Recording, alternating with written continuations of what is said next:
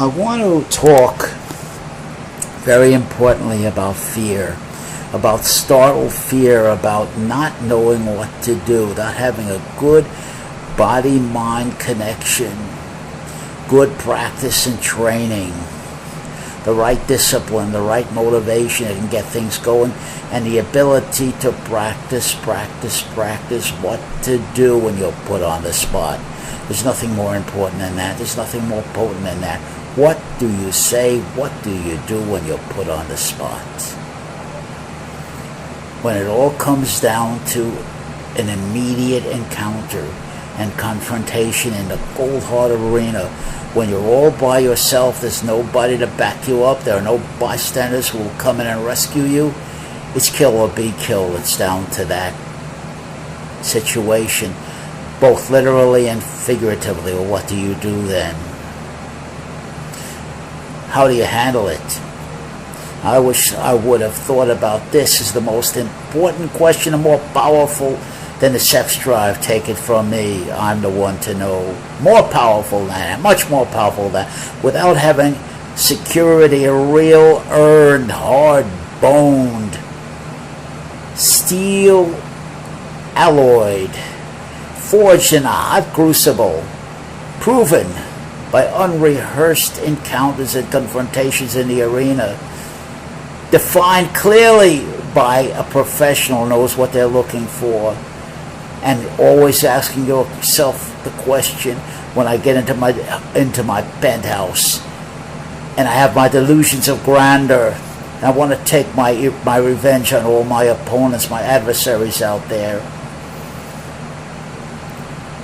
always ask yourself, always sober up and ask yourself, how do I know I can do it? Have I ever done it? Have I ever approached it? If the answer is no, you better be careful, because you're booking for a bashing out there, and a terrible bashing.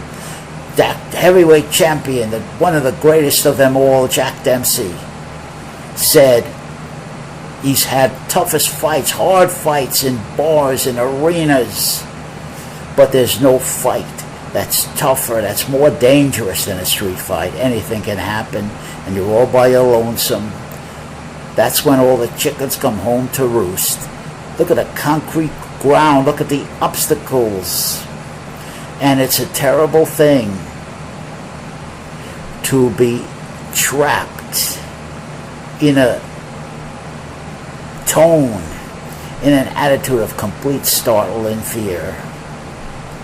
Most people will not take advantage of that, but I would be confident in suggesting at least 20%, that's a lot, out there on the street will take advantage of that hesitation, that posture of fear, that humble beat dog body language, that passive voice, that big fat baby, that big head, those gross features, and it's an invitation. I had a buddy of mine listen to this story. A good guy, nice guy, but he walked up to somebody with a big fat belly like me, big fat gut wind, and punched him in the belly. I said, "Oh, Brian, why the hell you do that?" And he said, "I couldn't resist the invitation. I saw that fat belly and it just cried out to me. I wanted to punch that belly. And I hit it hard too." That's the point I'm making. You see, your passive behavior, your cowardice, your hang-dog attitude, your body language, your lack of conditioning calls out to the bully, "Sue-wee! Sue-wee!" and calls out to your adversaries out there who want justification and want to have plausible deniability and are seeking out there for a good victim, one way or another, to put in pillory and blame for everything. There was a play, an excellent play on Broadway. I wish they would do it again, bring a remake of it off Broadway. It was called Until the Monkey Comes. And what they did was get this man naked and put him in a cage, and then everybody partied down. They were having a good time. It was a licentious, incredible party. I mean, The women were outstanding physically, and they will not let the monkey out of the cage until he comes, but they tie his hands behind his back.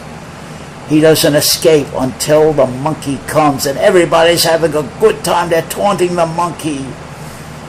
They're taunting the monkey. And when the stud comes up, the monkey said, "Monkey, don't you wish you had a woman like this? Look at this. Look what I'm getting, monkey." Oh yeah, until the monkey comes. I love that kind of realism. I love that objectivity. It's uncompromising.